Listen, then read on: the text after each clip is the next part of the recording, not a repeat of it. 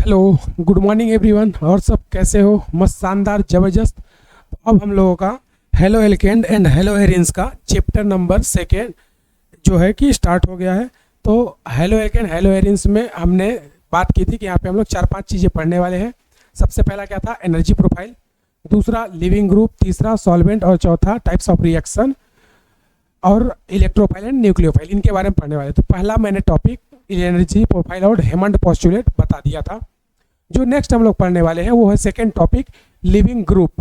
Then उसके बाद third topic पढ़ेंगे सॉल्वेंट।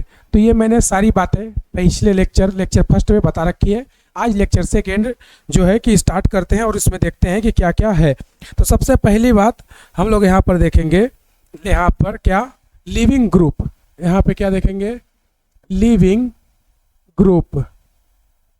तो ये लिविंग ग्रुप, शॉर्ट में इसको हम लोग बोलते हैं एलजी। क्या बोलेंगे? LG, leaving group. तो लिविंग ग्रुप मतलब कौन?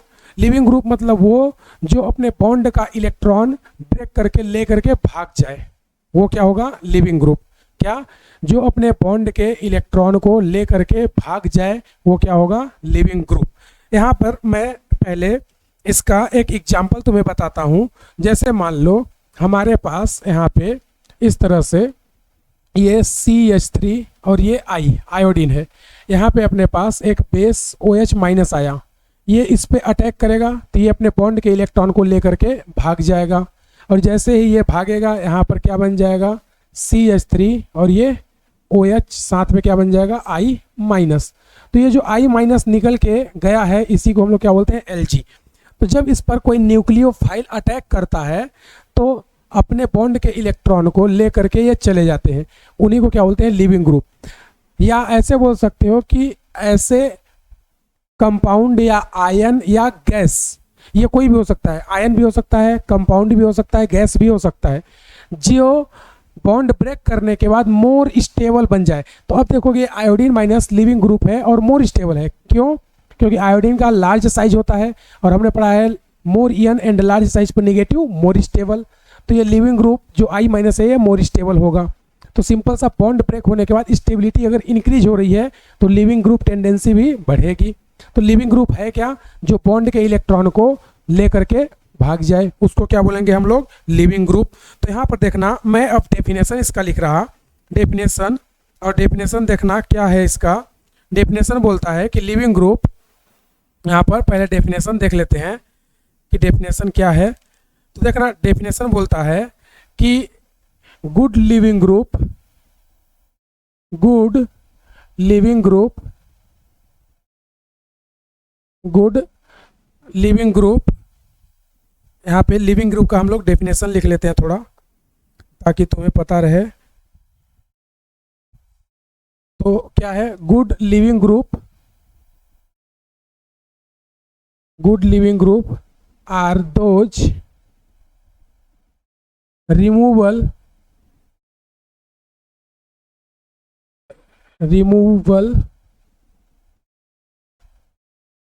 good living group are those removal more stable anion, या ऐसे बोल सकते हैं कि good living group are those removal in the form of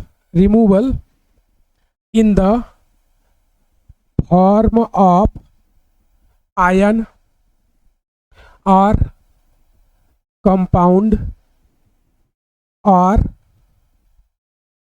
gases. तो उसको हम लोग क्या बोलेंगे? Gases. Good leaving group are those removal in the form of ion, compound are gases in more stable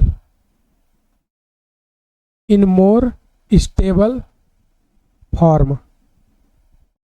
तो बेसिकली यहाँ पर लिविंग ग्रुप क्या होगा? जो रिमूव होने पर मोर स्टेबल आयन बन जाए, या वो गैस हो सकता है, वो कंपाउंड हो सकता है, वो आयन भी हो सकता है। तो यहाँ पर हम लोग अगला जो कॉन्सेप्ट या पॉइंट की बात करेंगे वो क्या?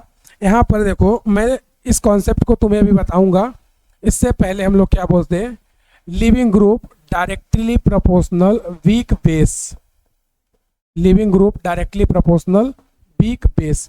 ये कहाँ से आया, कैसे आया, इनको समझने के लिए मैं यहाँ पर 3-4 एग्जाम्पल लेता हूँ। जैसे अभी ये CH3 आई है, नेक्स्ट एग्जाम्पल में मैंने ले लिया CH3Br, अगला एग्जाम्पल मैंने ले लिया CH3Cl और नेक्स्ट एग्जाम्पल मैंने ले लिया CH3F। इन सभी में OH माइनस ये क्या कर रहा, अटैक कर रहा। तो जब इन सभी में OH माइनस अटैक करेगा तो देखो होगा क्या। जब इन सभी में OH माइनस अटैक करेगा तो यहाँ से तुम्हें समझ आएगा कि सर जब ये अटैक करेगा तो ये यहाँ पे अटैक करेगा और ये अपने बॉन्ड के इलेक्ट्रॉन को लेकर के भाग जाएगा। उसी तरह ये यहाँ पे अटैक करेगा, ये अपने बॉन्ड के इलेक्ट्रॉन को लेकर के भाग जाएगा। उसी तरह ये यहाँ पे अटैक करेगा, ये अपने बॉन्ड के इलेक्ट्रॉन को लेकर के भाग जाएगा।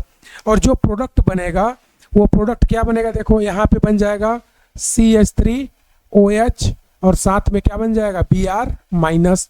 तो ये क्या हो गया Br माइनस लिविंग ग्रुप। यहाँ पर उसी तरह ये क्या बन जाएगा CH3OH और यहाँ पे क्या बन जाएगा साथ में Cl माइनस। तो ये Cl माइनस क्या हो गया लिविंग ग्रुप, यानी जो अपने बॉन्ड के इलेक्ट्रॉन को ब्रेक करके लेके भाग जाए। लेकिन ये लिविंग ग्रुप नहीं है। क्यों नहीं है, उसके पीछे का लॉजिक अब समझते हैं कि ये क्यों लिविंग ग्रुप नहीं है। तो अब देखना, जैसे मान लो मैंने लिखा यहाँ पर HI HCl HI HBr HCl और HF। तो यहाँ से अब तुम बात करोगे तो इनका एसिडिक ऑर्डर क्या होता है बताओ। अगर तुम्हें पता है तो इनका एसिडिक ऑर्डर क्या होगा, इनका एसिड ऑर्डर जो होता है वो होगा HI HBr HCl HF। क्यों, क्योंकि बॉन्ड लेंथ जितनी ज़्यादा होगी वो उतना ही जल्दी ब्रेक होगा, तो H प्लस उतना ही जल्दी रिलीज करेगा। तो यहाँ से रिलीज करने के बाद क्या बनेगा, देखो I माइनस, यहाँ पे क्या बनेगा Br माइनस, यहाँ पे क्या बनेगा Cl माइनस और यहाँ पे क्या बनेगा F माइनस।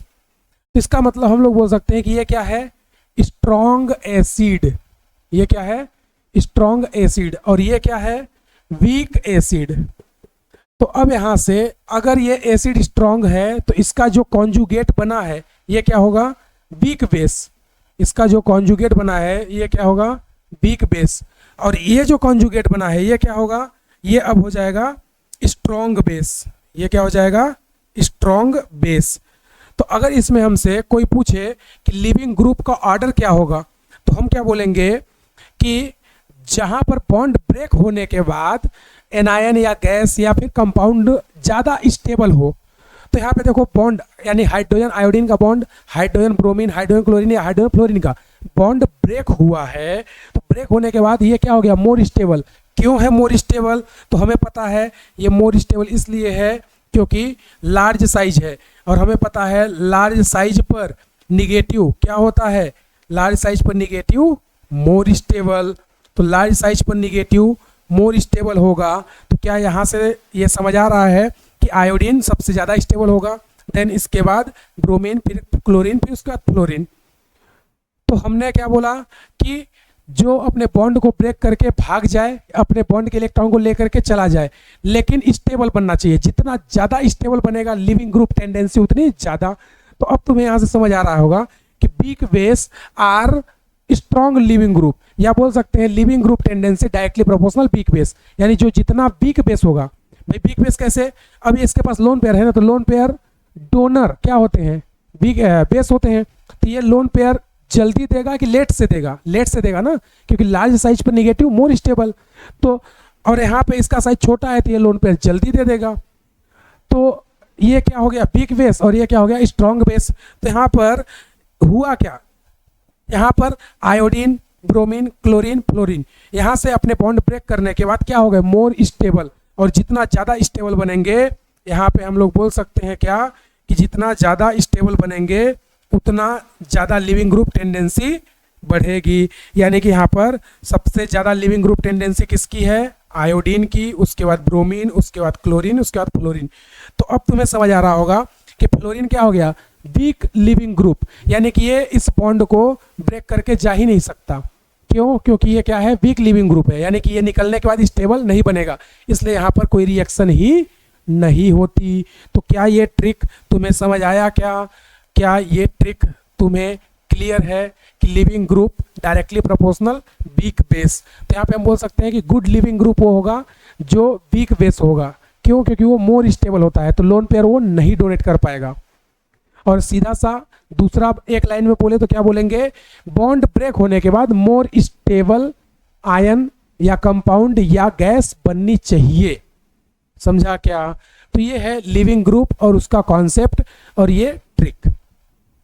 तो हम लोग ऐसे बहुत सारे अभी examples, types of leaving group, इन सभी का डिस्कशन करने वाले हैं। तो पहले तुम ये नोट करो, देन उसके बाद हम लोग आगे चलते हैं लिविंग ग्रुप के बारे में।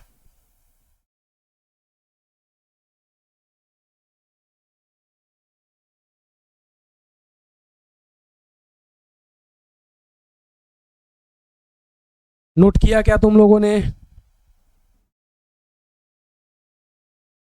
अरे बोलो, नोट किया क्या?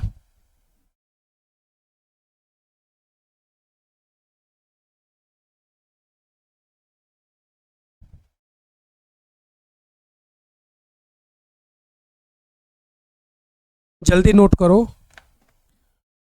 फिर उसके बाद हम लोग थोड़ा सा लिविंग ग्रुप के बारे में और पढ़ते हैं और समझते हैं कि क्या है ये। तो पहले तुम लोग जल्दी से नोट कर लो।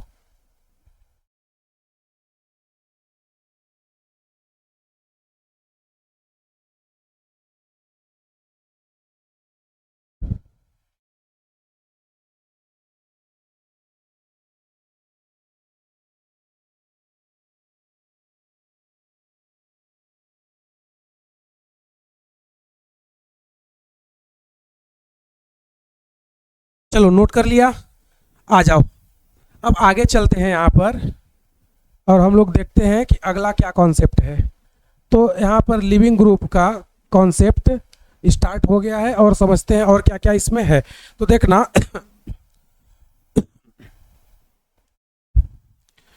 तो लिविंग ग्रुप यहाँ पे हम लोग बोल सकते हैं big base are good leaving group because more stable ion. तो यहाँ पर बिग बेस डायरेक्टली प्रोपोर्शनल क्या होता है, लिविंग ग्रुप टेंडेंसी के, यानी कि जितना बिग होगा उतना ही स्ट्रांग और अच्छा लिविंग ग्रुप होगा। तो यहाँ से नोट और नोट डाल के हम लोग क्या लिखेंगे, big base are good LG because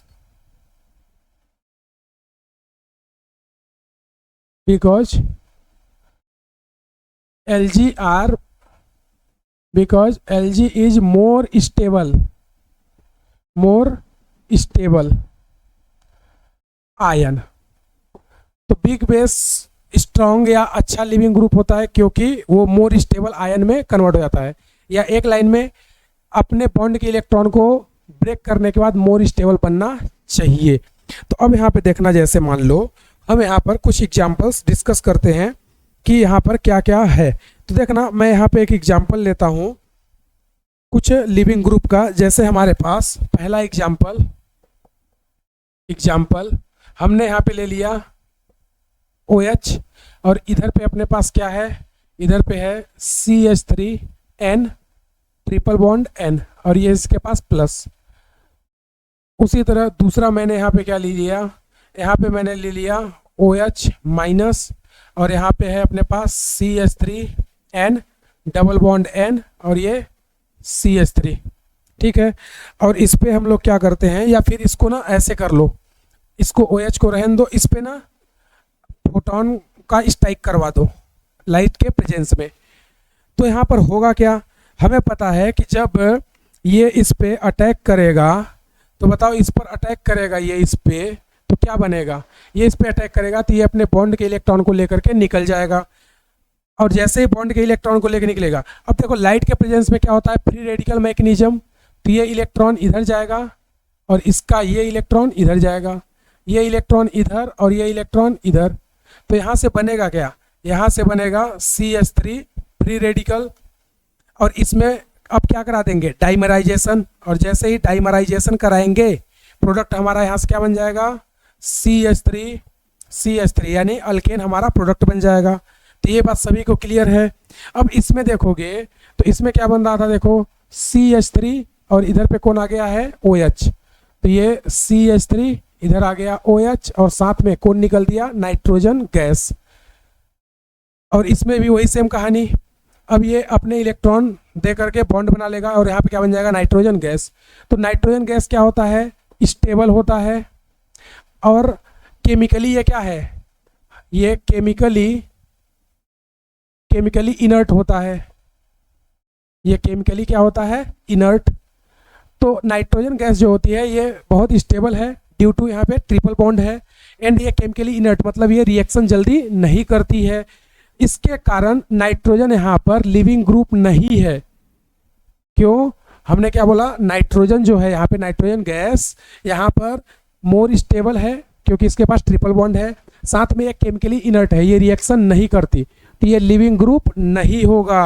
फिर ये क्या होगा, ये लिविंग ग्रुप नहीं बल्कि ये वर्ल्ड बेस्ड लिविंग ग्रुप होगा। ये क्या होगा, ये वर्ल्ड बेस्ड लिविंग ग्रुप, इससे अच्छा कोई लिविंग ग्रुप है ही नहीं, वर्ल्ड बेस्ड लिविंग ग्रुप है ये ध्यान रखना, इंपॉर्टेंट बात। नाइट्रोजन क्यों वर्ल्ड बेस्ड लिविंग ग्रुप है, क्योंकि ट्रिपल बॉन्ड होने के कारण मोर स्टेबल है, केमिकली इनर्ट है, रिएक्ट नहीं करता, इसलिए नाइट्रोजन सबसे बेस्ट, सबसे अच्छा क्या माना जाएगा, लिविंग ग्रुप।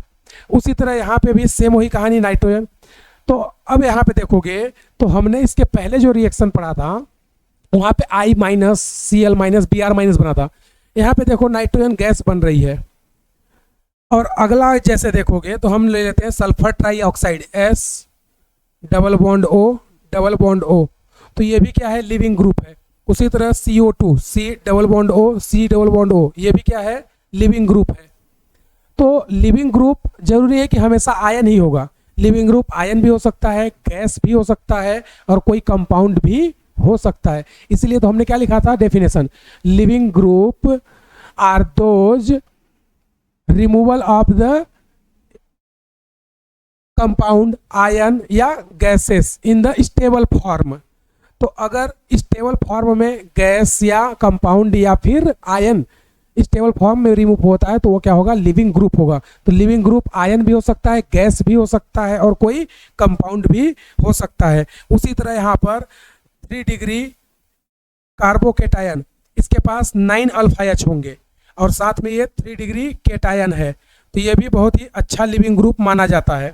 तो ये सब कौन है, ये सब के सब कौन है, लिविंग ग्रुप Lg। लेकिन इन सभी में सबसे बेस्ट कौन होगा, नाइट्रोजन। ये याद रखना, ये भूलना तुम्हें नहीं है, nitrogen world best leaving group, इससे अच्छा कोई लिविंग ग्रुप है ही नहीं, इस पे स्टार कर लेना। ये वर्ल्ड बेस्ट, सबसे बेस्ट लिविंग ग्रुप है due to stable and chemically inert. तो नाइट्रोजन इन सभी से बेस्ट क्या होगा, लिविंग ग्रुप होगा। तो ये नोट करो और उसके बाद यहाँ पर और हम लोग कुछ क्वेश्चंस की प्रैक्टिस करते हैं लिविंग ग्रुप के कंपेयर की।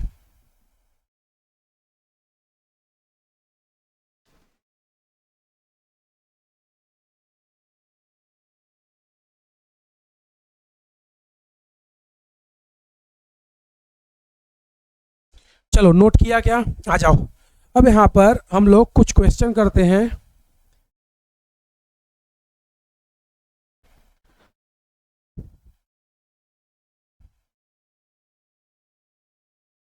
और उन क्वेश्चन में देखते हैं लिविंग ग्रुप के टेंडेंसी का ऑर्डर, मतलब कौन लिविंग ग्रुप बेस्ट होगा। तो हमें पता है कि बिग बेस क्या होते हैं, बेस्ट न्यूक्लियो लिविंग ग्रुप माने जाते हैं। क्यों माने जाते हैं, क्योंकि वो मोर स्टेबल होते हैं। तो लिविंग ग्रुप का मतलब तुम एक लाइन में सीधा समझोगे, बॉन्ड ब्रेक करने के बाद मोर स्टेबल बनना चाहिए, नहीं तो तुम्हें दिक्कत होगी। तो सिंपल सा मैं यहाँ पर एक लाइन में एक बात बता दे रहा, क्या ट्रिक, बॉन्ड ब्रेक होने के बाद, बॉन्ड ब्रेक होने के बाद मोर स्टेबल होगा, तो वो क्या होगा, गुड लिविंग ग्रुप। वो क्या होगा, गुड Lg। सिंपल सा एक लाइन में, बॉन्ड ब्रेक होने के बाद मोर स्टेबल अगर वो बन रहा है तो बेस्ट और गुड लिविंग ग्रुप माना जाएगा। तो यहाँ पर हम लोग कुछ क्वेश्चन की प्रैक्टिस कर लेते हैं। जैसे यहाँ पर क्वेश्चन लिख देते हैं, compare the leaving group, compare the living group tendency, compare the living group tendency. Number first हमें दिया है RO माइनस, हमें यहाँ पे दिया है PHO माइनस, हमें इधर पे दिया है RCOO माइनस, और इसमें हमसे क्या पूछ रहा है, लिविंग ग्रुप टेंडेंसी। दूसरा जो है, दूसरा है अपने पास RO minus and RCOO minus, living group tendency सीधा सा मोर स्टेबल होना चाहिए तो वो बेस्ट लिविंग ग्रुप होगा। तीसरा यहाँ पे हम लोग कर लेते हैं क्या, तीसरा हम लोग कर लेते हैं यहाँ पर CH3O माइनस, CH3COO माइनस, और ये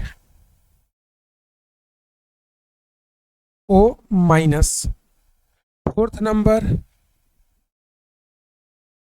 1 2 3, फोर्थ नंबर हम लोग कर लेते हैं यहाँ पर, एक तो नाइट्रोजन और दूसरा CH3C double bond O minus. Fifth number question, तो फिफ्थ 1 2 3 4, फिफ्थ में हम लोग क्या कर देते हैं, इसको ऐसे कर देते हैं, देखो CH3C double bond O minus, और इधर पे अपने पास है देखो CH3S double bond O minus. इसमें तुम्हें लिविंग ग्रुप टेंडेंसी का ऑर्डर बताना है कि कौन लिविंग ग्रुप सबसे अच्छा है। उसी तरह यहाँ पे ले लेते हैं हम लोग H2O एंड OH माइनस 7,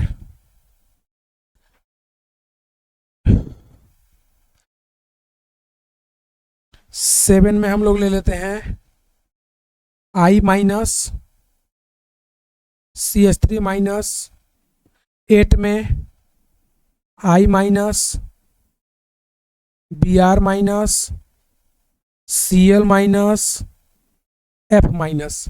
तो इसमें हमें बताना है क्या, लिविंग ग्रुप टेंडेंसी क्या होगी। तो जल्दी से सॉल्व करो और बताओ क्या आ रहा तुम्हारा आंसर। तो सिंपल सा देखोगे तो ये बताओ ये क्या है, इसमें 2 इक्वल RS बनेगा ना, और इसमें सिर्फ RS होगा और इसमें कुछ भी नहीं, तो ये सबसे बेस्ट लिविंग ग्रुप, क्योंकि ये मोर स्टेबल है।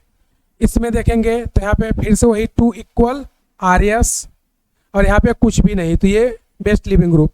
इसमें देखोगे तो यहाँ पर क्या बनेगा, 2 इक्वल RS और यहाँ पे सिर्फ RS और यहाँ पे कुछ भी नहीं, तो इनमें सबसे ज़्यादा स्टेबल कौन होगा, 2 इक्वल RS ना, तो यहाँ पे ऑर्डर आ जाएगा B greater than C greater than A। इसके पास आ जाओ तो ये तो वर्ल्ड बेस्ट लिविंग ग्रुप है, इसका कोई कंपेयर ही नहीं, ये सभी से बेस्ट होगा यहाँ पे।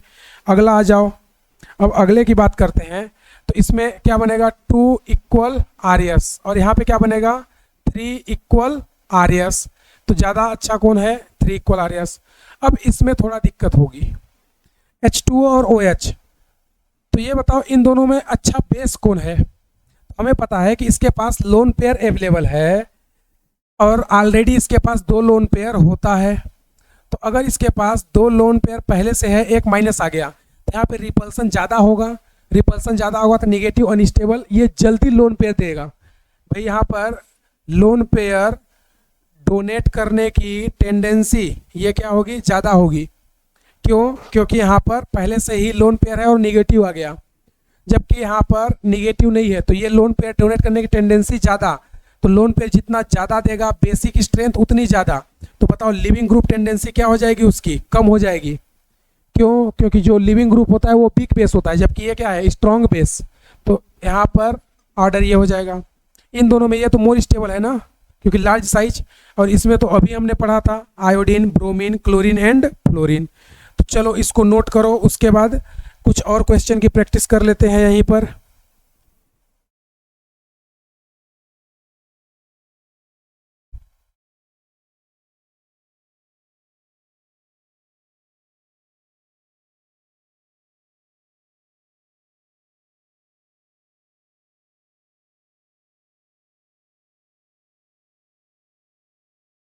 चलो नोट किया क्या? आ जाओ। अब अगला हम लोग देखते हैं। अगला यहाँ पर कुछ इम्पोर्टेंट लिविंग ग्रुप देखते हैं, जो कि जनरली छोटे छोटे नाम या शॉर्ट टर्म में दे देता है और फिर हमें पता नहीं चलता। तो लिविंग ग्रुप क्या है? सिंपल सा बॉन्ड ब्रेक होने के बाद मोर स्टेबल बनना चाहिए। जितना ज़्यादा स्टेबल होगा लिविंग ग्रुप उतना ही अच्छा माना जाएगा। तो ये तुम्हें पता होना चाहिए। तो आ जाओ। अब यहाँ पर हम लोग क्या करते हैं, यहाँ पर कुछ इम्पोर्टेंट लिविंग ग्रुप की बात कर लेते हैं। जैसे यहाँ पे क्या करो, ये बेंजीन की रिंग और इस पे इस तरह से ये S डबल बॉन्ड O और ये O माइनस और यहाँ पे लगा दो CH3। तो ये बताओ इसको कि अगर इसमें ये नहीं होता तो इसको क्या बोलते हैं? टॉलुइन। अगर ये नहीं होता SO3 तो इसको क्या बोलते हैं? टॉलुइन। तो उसी तरह अगला देखना, यहाँ पे मैं एक और बनाता हूँ।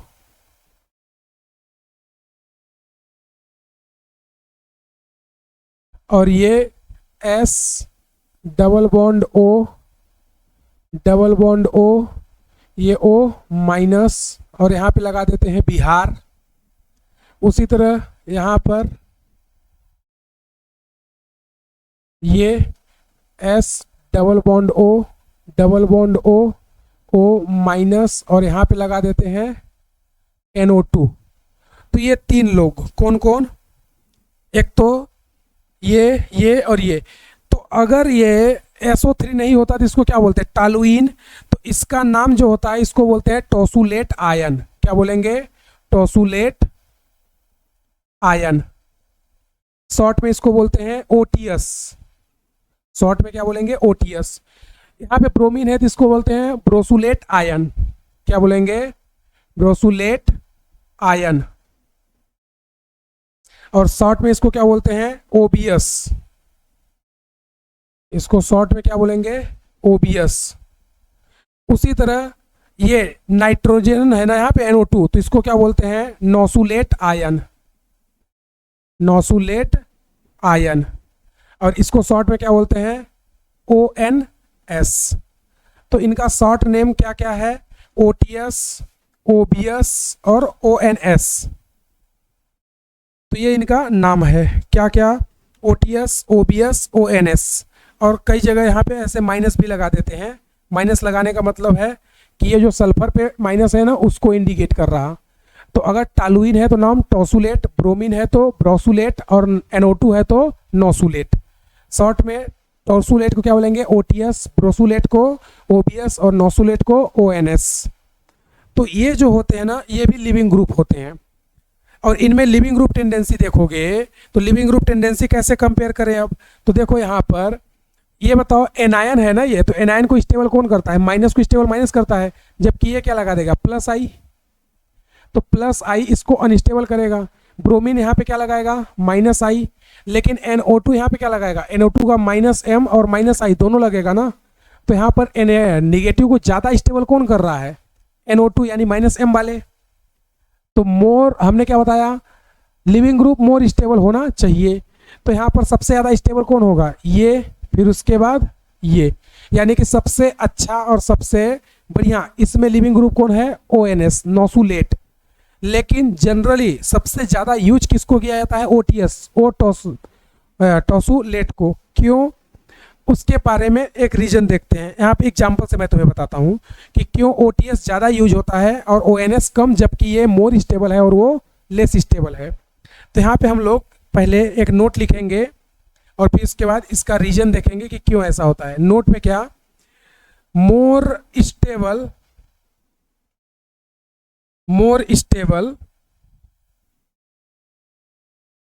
लिविंग ग्रुप, मोर स्टेबल, या ऐसे लिखते हैं ONS is more stable leaving group, but commonly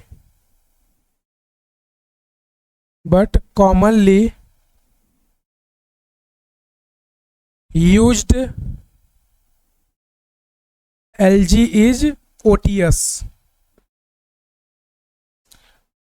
तो यहाँ पर मोर स्टेबल ये है, बट यूज कौन होता है, वो OTS, टोसुलेट। क्यों ऐसा होता है, तो उसके पहले यहाँ पे मैं तुम्हें एक एग्जांपल बताता हूँ, देखो कि क्यों ये मोर स्टेबल है जबकि यूज उसको ज़्यादा करते हैं। तो यहाँ पे मैं एक रिएक्शन लेता हूँ, जैसे मान लो हमने ले लिया यहाँ पर OH माइनस और एक दूसरा यहाँ पे OH माइनस।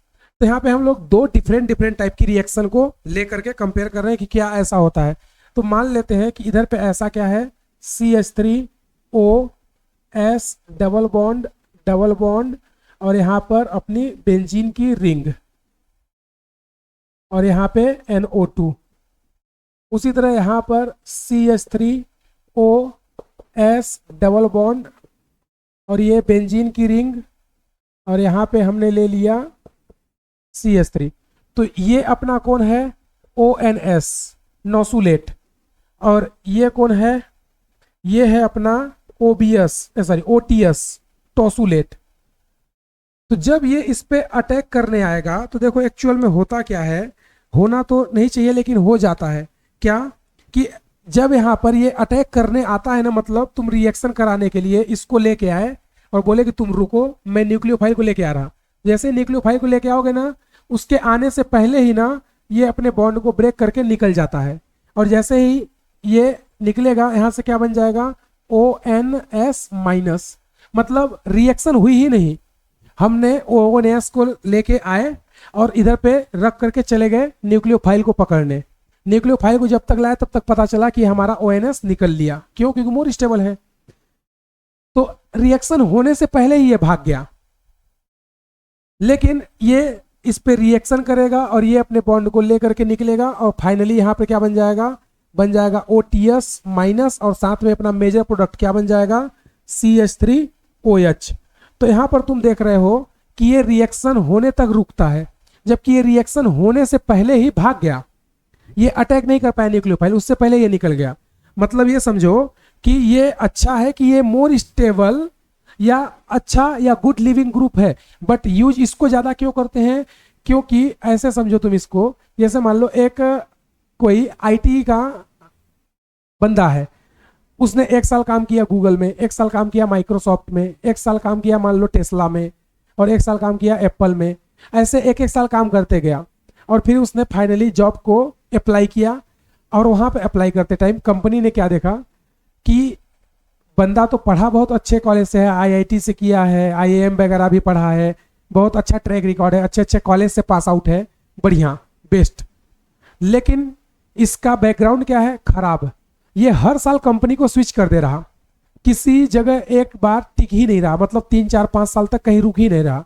हर साल ये क्या हो रहा है, चेंज हो रहा। मतलब बंदे का जो डिग्री वगैरह है अच्छे कॉलेज से है, IIT IIM वगैरह से है, लेकिन ये हर बार जॉब को स्विच करते जा रहा। तो उसका प्रोफाइल कैसी हो गई, खराब हो गई। और कंपनी क्या चाहती है कि कम से कम 2 3 4 साल किसी कंपनी में स्टे करे, कंसिस्टेंट रहे, लेकिन ये वैसा बंदा है कि ये कंसिस्ट रह ही नहीं रहा है, इसके आने से पहले ये निकल लिया, और ये ऐसा नहीं है। तो इसलिए यहां पर हम लोग, ये है मोर स्टेबल, अच्छी बात है, लेकिन इसका ट्रैक रिकॉर्ड खराब है। समझा क्या, मतलब इसके पास डिग्री अच्छी है, IIT IIM वगैरह से पढ़ा है, लेकिन इसका ट्रैक रिकॉर्ड प्रोफाइल जो है इसकी खराब है कि ये हर साल किसी न किसी कंपनी में स्विच कर देता है, इसका ट्रैक रिकॉर्ड बेकार है।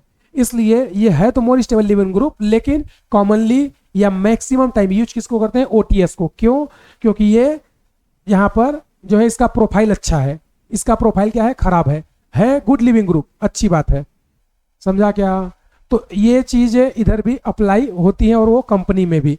तो यहाँ पर रिएक्शन होने से पहले ही ये भाग गया लिविंग ग्रुप, इसलिए इसको कम यूज करते हैं और इसको ज्यादा यूज करते हैं। तो हमने नोट लिखा है ना, ONS is more stable leaving group but commonly used leaving group is OTS। तो क्यों ऐसा, क्योंकि इसका ट्रैक रिकॉर्ड खराब है, ये हर साल कंपनी स्विच कर देता है। समझा क्या तुम लोगों ने। तो इसको नोट करो। और लास्ट में तुम्हें एक और लिविंग ग्रुप बताता हूं, और इसको हम लोग ना मतलब ये बोल सकते हो कि ये world second best leaving group है। फर्स्ट बेस्ट लिविंग ग्रुप कौन है, नाइट्रोजन। और अब ये जो बता रहा हूं ये है सेकेंड बेस्ट लिविंग ग्रुप, जिसको हम लोग बोलते हैं ट्रिपलेट आयन। क्या बोलते हैं? Triplet ion. तो ये जो ट्रिपलेट आयन है ये second world best leaving group है। Second world best LG. First best कौन है? First world best leaving group nitrogen है। Second world best leaving group कौन है? ट्रिपलेट आयन है। क्यों ऐसा है? इसको ओटीएफ बोलते हैं शॉर्ट में, ध्यान रखना। इसको शॉर्ट में क्या बोलेंगे? ओटीएफ, और ये माइनस। तो इसको क्यों second world best leaving group बोलते हैं? क्योंकि देखो यहाँ पे ये क्या लगाएगा? माइनस आई, ये भी माइनस आई, ये भी माइनस आई, तो 3 तो क्या लग गया यहाँ पर? माइनस आई। और जब 3 माइनस आई लगेगा तो ये मोर स्टेबल होगा ना, तो ये बहुत ज़्यादा स्टेबल हो गया। तो इसलिए ये क्या होता है? Second world best leaving group. First world best leaving group कौन है? नाइट्रोजन, मतलब उससे अच्छा तो कोई हो ही नहीं सकता। और दूसरा अच्छा कौन है? ट्रिपलेट। तो मतलब वो तुमने सुना है ना कि जब लड़का किसी के प्यार में पड़ा रहता है तो उसको लगता है कि हमारी बंदी से अच्छा तो कोई लड़की हो ही नहीं सकती है, लेकिन जिस दिन तुम नाइट्रोजन से मिलोगे तुम्हें सारी भ्रम दूर हो जाएगी कि तुम्हारे बंदी से भी अच्छी बंदी कौन है? Nitrogen, world best leaving group. तो ये ध्यान रखना कि तुम्हारे बंदी से भी अच्छी बंदी इधर है, कौन? World best leaving group nitrogen. और सेकेंड वर्ल्ड बेस्ट बंदी कौन है? Triplet ion, OTF. तो इसको याद रखना, बहुत ही इंपॉर्टेंट है। कई बार पेपर में शॉर्ट में लिख देता है, स्ट्रक्चर नहीं बनाता, तो ये तुम्हें ध्यान रखना है और इसको नोट करो। आगे फिर देखते हैं क्या है।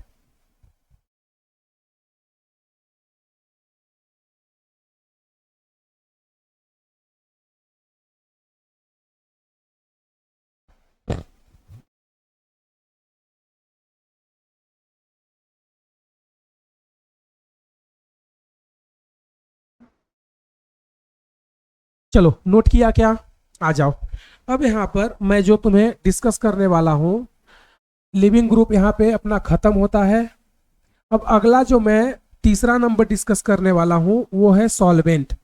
हमने शुरू में ही रिएक्शन के 5 चीजें बताई थी। सबसे पहला क्या था? Energy profile. दूसरी क्या थी? Leaving group. तीसरा क्या है? सॉल्वेंट। और अब तीसरे पॉइंट को हम लोग पढ़ने वाले हैं, मतलब लिविंग ग्रुप यानी दूसरा पॉइंट अपना क्या हो गया? यहाँ पर खत्म हो जाता है। तो दूसरा पॉइंट यहाँ पर खत्म हो गया। अब हम लोग तीसरे पॉइंट की ओर चल रहे हैं और देखते हैं तीसरे पॉइंट में क्या है। तो तीसरा पॉइंट है अपना सॉल्वेंट। तो यहाँ पे थर्ड नंबर हेडिंग डालेंगे क्या? Solvent.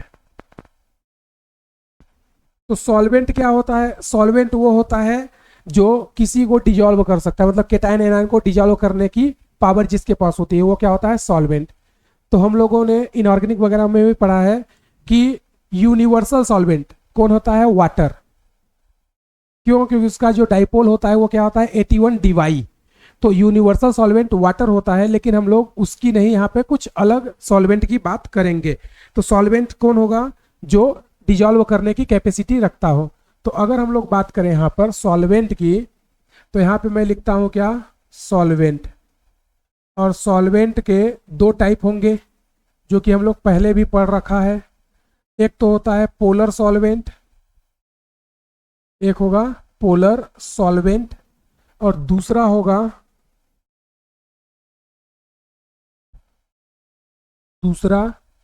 Non polar solvent. Non polar solvent. तो एक पोलर सॉल्वेंट, एक non polar. Non polar solvent जिसका डाइपोल मूवमेंट म्यू क्या होता है? 0। जैसे एग्जांपल CS2 ले लो, CCl4 ले लो, बेंजीन ले लो, और यहां पर अल्केन या कोई भी हाइड्रोकार्बन ले लो। तो ये सब क्या होते हैं? Non polar. इनका डाइपोल मूवमेंट क्या होता है? 0। तो नॉन पोलर सॉल्वेंट जिनका डाइपोल 0 होता है। पोलर सॉल्वेंट जिसका डाइपोल 0 नहीं होता है, नॉट इक्वल 0। अब ये जो पोलर सॉल्वेंट है ये 2 टाइप के फर्दर होते हैं। ये कितने टाइप के? 2 टाइप के।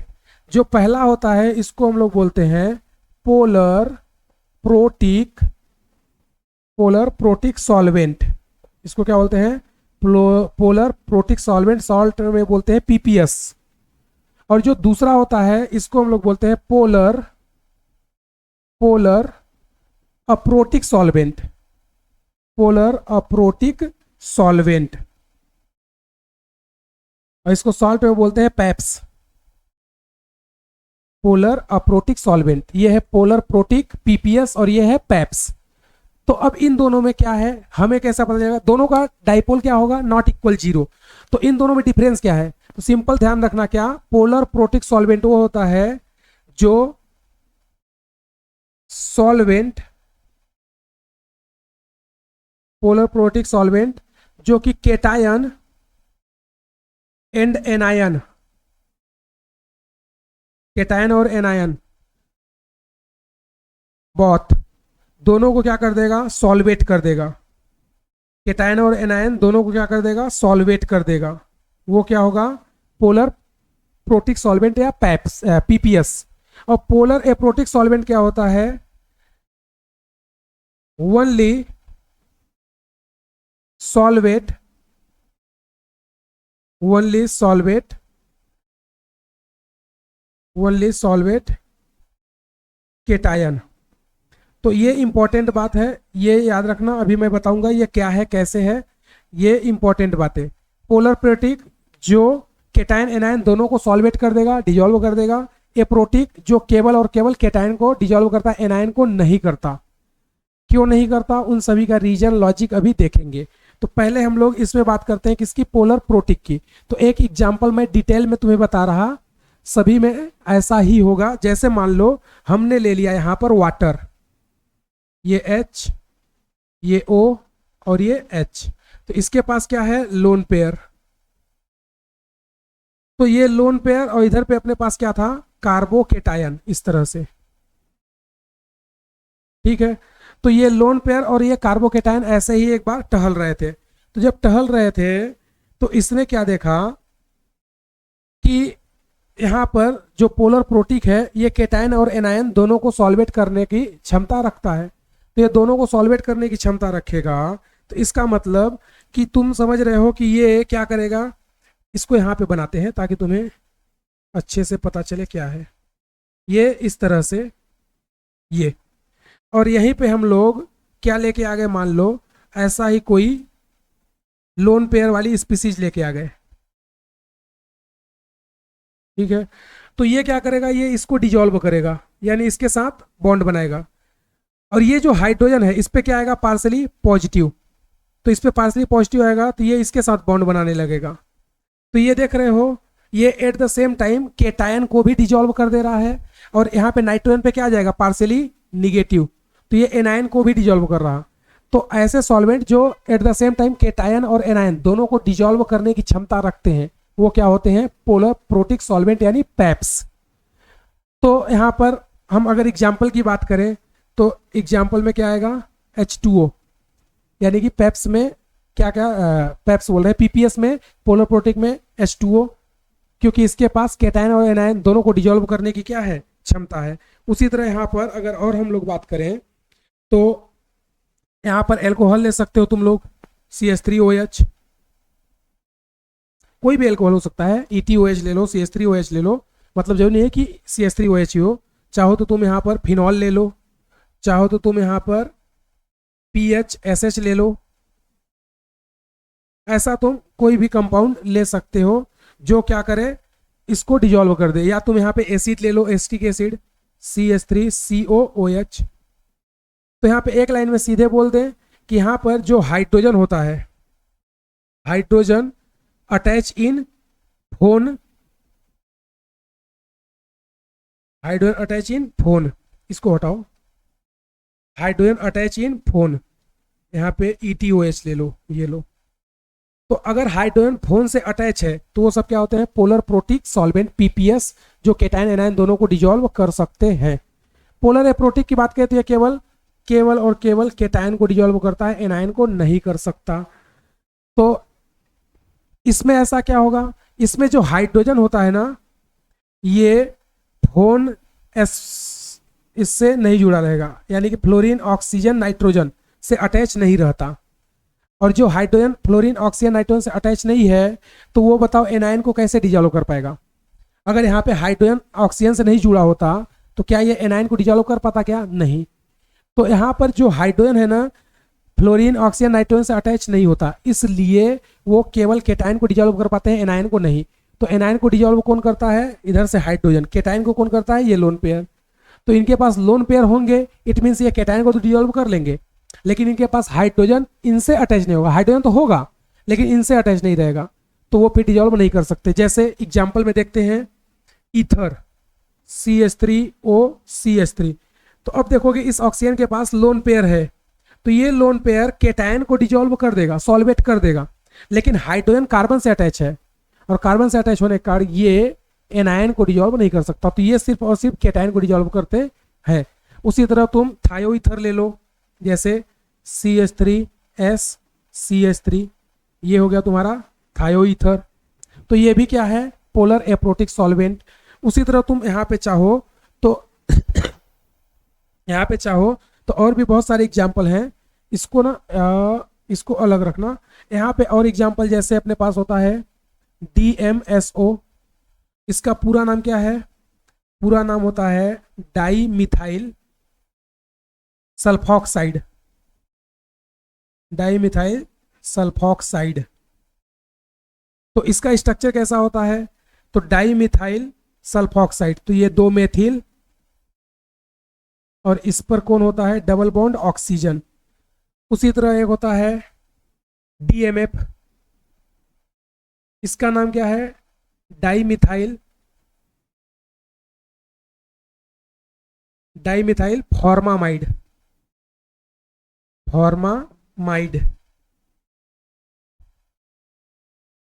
Dimethyl formamide. तो यहाँ पे डाइमिथाइल जुड़ा रहेगा किससे, नाइट्रोजन से,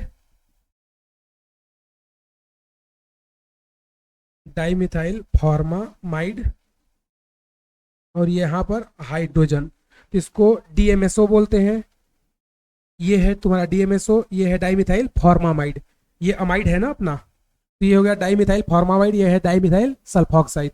इसी तरह यहाँ पर और भी रिएजेंट है, तो अपने पास जगह नहीं है, तो पहले तुम इतना नोट करो, फिर मैं PPS में और एग्जाम्पल तुम्हें बता देता हूँ कि और क्या क्या है। तो पहले इतना तुम नोट करो जल्दी से, फिर और एग्जाम्पल बता देते हैं।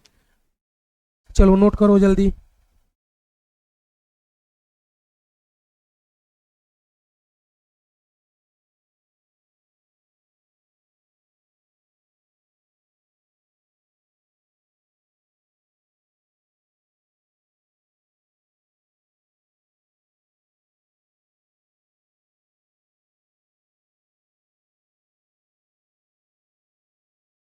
चलो नोट किया क्या।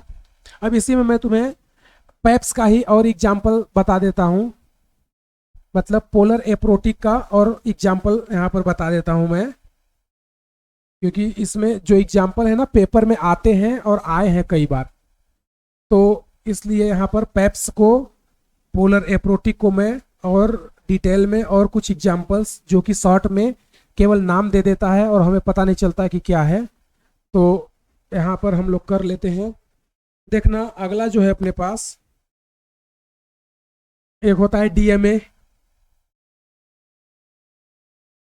इसका पूरा नाम क्या है, डाइमिथाइल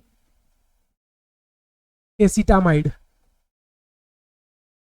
जैसे वो फॉर्मामाइड था ना, तो ये क्या होगा, एसिटामाइड। ये कैसा दिखता है, तो ये नाइट्रोजन,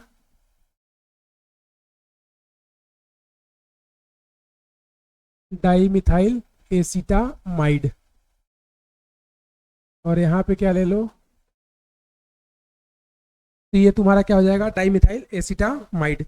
उसी तरह अगर यहाँ पर हम लोग अगले, ये सब किसके एग्जाम्पल हैं, एप्रोटिक के, ध्यान रखना ये सब पैप्स हैं, पोलर एप्रोटिक सॉल्वेंट। उसी तरह यहाँ पे बात करें तो अगला जो है अपना वो है हम्पा, या इसको कई जगह HMPT भी बोलते हैं। तो इसका नाम क्या है, इसका नाम है hexamethyl phospho hexamethyl phospho try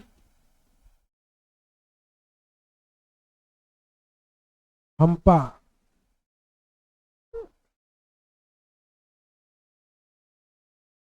हेक्सामेथिल phospho tri a triamide, हाँ ट्राई अमाइड।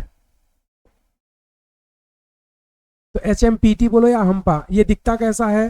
तो यहाँ पे फास्फोरिक एसिड, यहाँ पे ये ले लो नाइट्रोजन, यहाँ पे नाइट्रोजन, यहाँ पे नाइट्रोजन, और इन पे दो दो क्या लगा दो, तीन तीन मिथाइल ग्रुप, यहाँ पे मिथाइल लगा दो ऐसे, CH3 CH3, इधर पे उसी तरह CH3 CH3, उसी तरह यहाँ भी CH3 CH3, और यहाँ पर एक क्या लगा दो, देखो हेक्सा मिथाइल बोला है ना, तो ये 6 मिथाइल है तो इसको हेक्सा मिथाइल बोल दिया। फास्फो मतलब फास्फोरस, ट्राई अमाइड, तो ये ट्राई अमाइड है, मतलब इसके पास ये क्या हो जाएगा यहाँ पर इस तरह से ऑक्सीजन। तो ये है तुम्हारा हेक्सामेथिलीन फास्फोट्राइअमाइड, जिसको हम लोग बोलते हैं हम्पा शॉर्ट में। तो ये तुम्हारा क्या है, पोलर एप्रोटिक सॉल्वेंट या पैप्स। इसी में और भी एग्जाम्पल हैं, जैसे एक दो बार एग्जाम्पल आया हुआ भी है। एक होता है क्राउन ईथर, क्राउन ईथर, यानी कि तुम यहाँ पे इस तरह से 4 ऑक्सीजन ले लो और इनके बीच में क्या करो, इस तरह से कार्बन लगा दो, इस तरह से ऐसे कार्बन, तो ये क्राउन के जैसे दिखता है। तो यहाँ पर टोटल कार्बन कितने, ऑक्सीजन कितने हैं, यहाँ पे टोटल ऑक्सीजन 4 है, कार्बन कितने 8 हैं। तो यहाँ पे 4 ऑक्सीजन और 8 क्या है कार्बन। तो इसका जो नाम लिखते हैं ना, इसका नाम कैसे लिखते हैं, इसका नाम लिखने के लिए जनरली हम लोग क्या बोलेंगे, इसको हम लोग बोलेंगे टोटल कंपाउंड में कितने एटम है 12, तो इसको बोलेंगे 12 क्राउन 4 ईथर, क्योंकि यहाँ पे ऑक्सीजन कितना है 4। समझा क्या तुम लोगों ने? तो इसका नाम क्या लिखेंगे, इसको बोलते हैं 12 क्राउन 4 ईथर, ये इसका नाम होता है। 12 क्राउन क्यों बोल रहे हैं, क्योंकि इसमें टोटल एटम कितने पार्टिसिपेट हैं 12। भाई 8 तो ऑक्सीजन है, 8 कार्बन हो गए और 4 क्या हो गए ऑक्सीजन, तो हमने बोल दिया 12 क्राउन। ईथर कितने हैं 4, तो 4 ऑक्सीजन और 8 है कार्बन, इसलिए इसको बोलते हैं 12 क्राउन 4 ईथर। उसी तरह यहाँ पे ना 6 भी ले सकते हो, ये 1, ये 2, ये 3, ये 4, ये 5 और ये 6, और इनके बीच में इस तरह से दो दो कार्बन का क्या बना दो, रिंग, ये इस तरह से दो दो कार्बन की रिंग बना दो। तो यहाँ पे देखोगे कार्बन कितने हो गए, 2 2 4 2 6 2 8 2 10 2 12, और टोटल ऑक्सीजन कितने हैं 6, तो इसको बोलते हैं 18 क्राउन या 18 क्राउन, और ऑक्सीजन कितने हैं 6, तो इसको बोलेंगे 6 ईथर। तो ये 18 क्राउन 6 ईथर। तो ये बेसिकली देखो होता क्या है, क्यों ये लोग सिर्फ एनायन को केटायन को ही डिजोल्व करते हैं, उसके पीछे का मैं तुम्हें रीजन और लॉजिक यहीं पे समझा देता हूं इसी एग्जाम्पल में। जैसे मान लो तुम्हारे पास ये एग्जाम्पल आ गया, ठीक, और ये अपने पास क्राउन, तो ये क्यों सिर्फ केटायन को ही डिजोल्व करते हैं। तो जैसे मान लो ये क्राउन है अपने पास इस तरह से, और इधर पे ये ऐसे अटैच है, और जब इसके पास कौन आएगा केटायन, लाइक यहाँ पे आ गया देखो सोडियम आयन, तो ये जब सोडियम आयन आएगा तो हमें पता है कि ऑक्सीजन के पास क्या होता है लोन पेयर, तो ऑक्सीजन के पास जो लोन पेयर है, ये ऑक्सीजन अपने लोन पेयर को इसके साथ क्या करने लगेगा, अट्रैक्ट, ये इस तरह से इसके साथ अट्रैक्ट करने लगेंगे। तो यहाँ पे जो होगा ये फोर्स क्या होगा अट्रैक्शन का, तो यहाँ पर अट्रैक्शन स्टार्ट हो जाएगा। जब अट्रैक्शन होगा तो इसका मतलब हम बोल सकते हैं कि ये जो हमने पैप्स या पोलर एप्रोटिक सॉल्वेंट ले रखा है, ये क्या करेगा केटायन को सॉल्वेट कर दिया। अब तुम समझ रहे हो कि क्यों ये एनायन को सॉल्वेट नहीं कर पाता। देखो एनायन को सॉल्वेट क्यों नहीं करता, जैसे मान लो इसी को हमने फिर से बना दिया ये इस तरह से, तुम किसी भी एग्जाम्पल को लेकर के समझ सकते हो, कोई दिक्कत नहीं है, बट इसमें ज्यादा अच्छे से समझ आता है। तो ये देखोगे ये, तो यहां पर इसके पास ये इस तरह से लोन पेयर, तो तो अब ये बताओ, यहाँ पे जैसे मान लो हमने ले लिया I minus B R minus, यहाँ पे ले लिया C L minus F minus. तो ये लोन पेयर और ये एनायन एक दूसरे को क्या करेंगे, यहाँ से इनमें एक दूसरे में क्या होने लगेगा, रिपल्सन। और जब इनमें रिपल्सन होगा, इनमें क्या होने लगेगा, रिपल्सन। और रिपल्सन होगा तो ये एक दूसरे से दूर भागने लगेंगे ना, और जब ये दूर जाएंगे तो ये सॉल्वेट कहाँ कर पाएगा। तो इसलिए जो पोलर एप्रोटिक होते हैं वो सिर्फ केटायन को क्या करते हैं, डिजॉल्व करते हैं, एनायन को डिजॉल्व नहीं करते या एनायन को सॉल्वेट नहीं करते, क्योंकि लोन पेयर और निगेटिव आयन एक दूसरे को रिपेल करने लगेंगे। तो ये बताओ, इसमें पोलर एप्रोटिक सॉल्वेंट में इनके सॉल्युबिलिटी का ऑर्डर या सॉल्वेशन का ऑर्डर क्या होगा। तो हमें पता है कि ये क्या है, ये मोर स्टेबल एनायन है ना, और ये क्या है, अनस्टेबल एनायन। अगर ये अनस्टेबल एनायन है तो यहां से तुम्हें समझ आ रहा है कि इसका लोन पेयर ज्यादा विजिबल होगा या ज्यादा जल्दी रिपेल करेगा, जबकि ये लार्ज है, बड़ा है, तो इसका लोन पेयर डिस्पर्स हो गया है, तो यहाँ पे रिपल्सन कम होगा, इसमें रिपल्सन ज्यादा होगा। तो अगर इसमें हमें सॉल्वेट कराना हो तो इसमें सॉल्वेशन का ऑर्डर क्या आ जाएगा, ये। तो इस तरह से एनायन का सॉल्वेशन का ऑर्डर ये आ जाएगा। लेकिन ये तब है जब पोलर एप्रोटिक हो। अगर प्रोटिक ले लें तो फिर ये सबसे पहले सॉल्वेट होगा ना, इसका जस्ट उल्टा हो जाएगा। तो ये जनरली किसको सॉल्वेट करते हैं, केटायन को। एनायन को सॉल्वेट नहीं करते क्योंकि रिपल्सन होता है, और रिपल्सन होने के कारण ये दूर भागने लगते हैं। तो जितना छोटा होगा साइज, उस पर निगेटिव उतना ही अनस्टेबल, तो उसमें रिपल्सन उतना ही ज्यादा, तो उसका सॉल्वेशन सबसे कम होगा, इसलिए फ्लोरीन का सॉल्वेशन सबसे कम। लेकिन ये एप्रोटिक में, अगर प्रोटिक में देखेंगे तो उल्टा हो जाएगा। समझा क्या। तो इसको नोट करो, और यहां से अपना सॉल्वेट खत्म हो जाता है। अब हम लोग आगे पढ़ेंगे टाइप्स ऑफ रिएक्शन के बारे में, कि मतलब रिएक्शन कितने टाइप की होती है। तो इसको पहले नोट करो, फिर उसके बाद टाइप्स ऑफ रिएक्शन, ये फोर्थ पॉइंट आ जाएगा। सॉल्वेंट हमारा थर्ड पॉइंट था।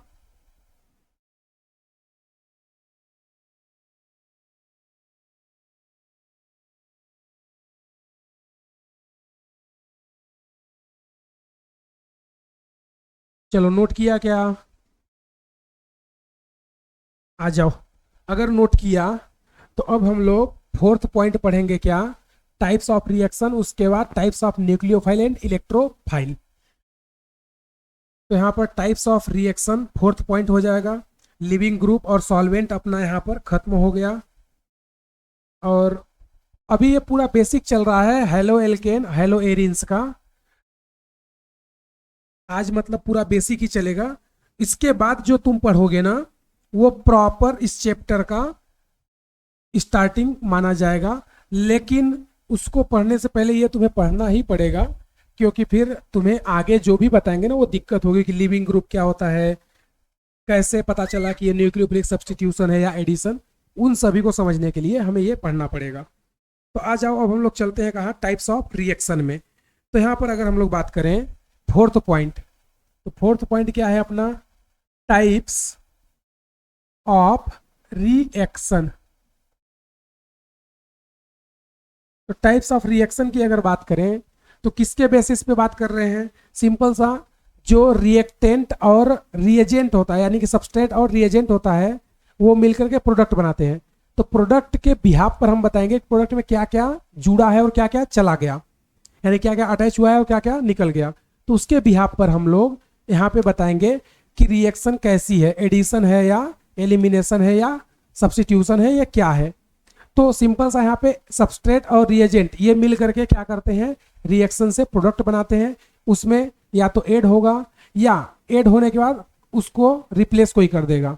तो यहाँ पे टाइप्स ऑफ रिएक्शन किसके बेसिस पे बताते हैं, प्रोडक्ट के बेस पे। तो यहाँ पे हम लोग बोलेंगे, यहाँ पे हम लोग क्या बोलेंगे, यहाँ पे बोलेंगे classification of reaction, classification of reaction, classification of reaction on the basis of product formation, on the basis of product formation। तो प्रोडक्ट में क्या क्या आया है और क्या क्या चला गया, उसके बिहाफ पर हम लोग बताएंगे कि रिएक्शन कितने टाइप की होगी। तो classification of reaction on the basis of product formation, तो प्रोडक्ट के बिहाफ पर हमें रिएक्शन का पता चलेगा। तो यहाँ पे जनरली अगर हम लोग बात करें तो रिएक्शन कितने टाइप की होगी, 4 टाइप्स की। कितने टाइप की, 4 टाइप्स की। 4 टाइप्स की कौन कौन, नंबर फर्स्ट अपने पास क्या होगा, एडिशन रिएक्शन। क्या होगी, एडिशन रिएक्शन। जो यहाँ पर सेकेंड होती है उसको हम लोग क्या बोलते हैं, सेकेंड को हम लोग बोलते हैं सब्स्टिट्यूशन रिएक्शन। Substitution reaction. जो यहाँ पे थर्ड होती है उसको बोलते हैं इलिमिनेशन रिएक्शन। Elimination reaction. और जो फोर्थ होती है ना उसको हम लोग बोलते हैं रीअरेंजमेंट। Rearrangement reaction. तो बेसिकली अपनी रिएक्शन ये 4 टाइप की होती है। इन 4 टाइप के फिर डिफरेंट टाइप हम लोग यहाँ पर रीड करेंगे कि क्या क्या होता है। पहला एडिशन, उसके बाद सब्स्टिट्यूशन, फिर एलिमिनेशन, फिर रीअरेंजमेंट। तो सभी के बारे में थोड़ा थोड़ा छोटा छोटा पढ़ेंगे कि कैसे हमें पता चलेगा एडिशन है या एलिमिनेशन या न्यूक्लियोफिलिक सब्स्टिट्यूशन या फिर रीअरेंजमेंट। तो सभी के बारे में थोड़ा थोड़ा एक पॉइंट में हम लोग पढ़ते जाएंगे, बहुत ज़्यादा डिटेल नहीं, डिटेल में इसी चैप्टर के आगे साथ में धीरे धीरे सभी को डिटेल में पढ़ते जाएंगे। अभी केवल इसका हम लोग आउट व्यू देख रहे हैं कि क्या क्या हमें पढ़ना है। तो फर्स्ट जो रिएक्शन है अपनी, वो फर्स्ट रिएक्शन क्या है, फर्स्ट रिएक्शन यहाँ पर हम लोग पढ़ने वाले हैं वो है एडिशन रिएक्शन। कौन है, एडिशन रिएक्शन। तो ये जो एडिशन रिएक्शन है इसको हम लोग कैसे आइडेंटिफाई या डिटरमाइन कर रहे हैं कि वो एडिशन रिएक्शन है। तो यहाँ पर सिंपल सा हम लोग क्या बोलेंगे कि जब कोई सबस्ट्रेट में रिएजेंट आके अटैक करता है तो दोनों अटैच होकर के प्रोडक्ट बना देते हैं और उससे बाहर कुछ भी नहीं जाएगा। मतलब ऐसे समझो कि हमारे पास एक ये रिएक्टेंट था या सबस्ट्रेट, इस पर ये बी जो है अटैक किया और यहाँ से ये दोनों मिल करके क्या बना लिए, प्रोडक्ट। यानी कि इसमें कुछ बाहर नहीं गया, इसमें जो है सब कुछ ऐड हो गया या अटैच हो गया। तो इसको हम लोग क्या बोलेंगे, इसको हम लोग बोलेंगे एडिशन रिएक्शन। तो क्या मैं यहां से बोल सकता हूं कि द सबस्ट्रेट एंड रिएजेंट, इसको ठीक है कोई दिक्कत नहीं, यहां पे हम लोग बोल सकते हैं इसके डेफिनेशन को कि the substrate and reagent, the substrate and reagent. इसको थोड़ा नीचे लिखते हैं ना, ये ए, इस पे बी ने अटैक किया और ये ए और बी प्रोडक्ट बन गया। तो क्या बोलेंगे, the substrate and reagent,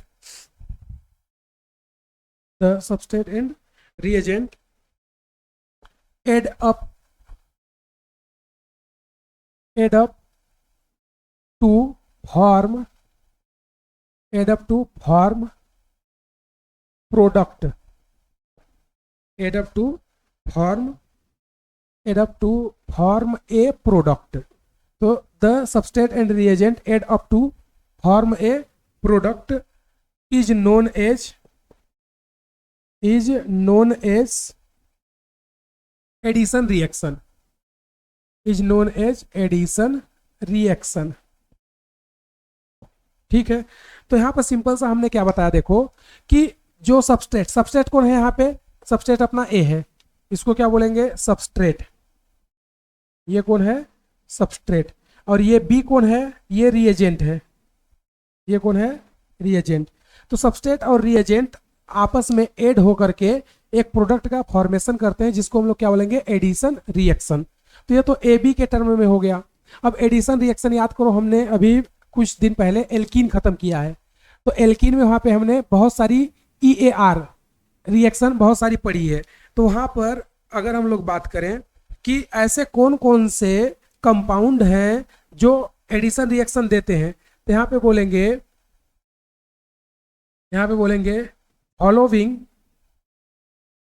following compound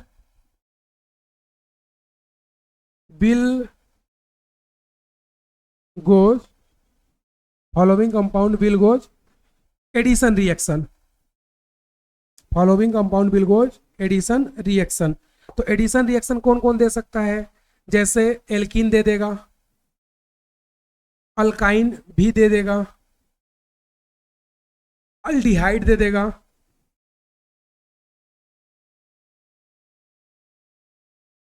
ketone दे देगा, साइनाइड दे देगा।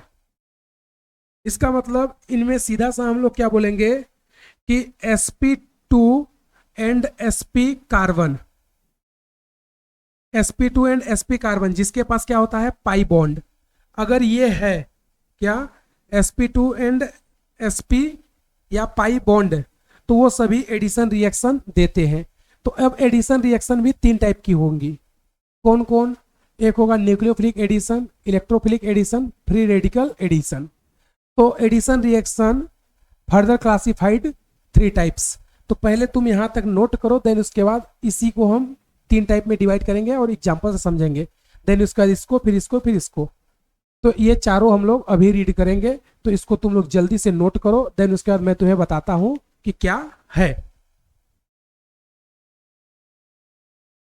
तो जल्दी से नोट करो सभी लोग।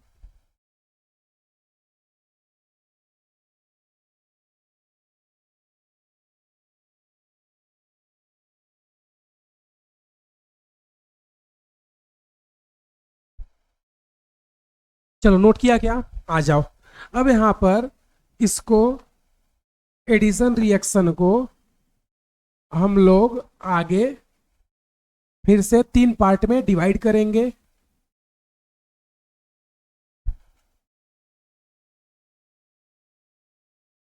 तो देखना अगला जो है वो क्या है, एडिशन रिएक्शन का टाइप। तो एडिशन रिएक्शन का हम लोग यहाँ पे टाइप पढ़ेंगे,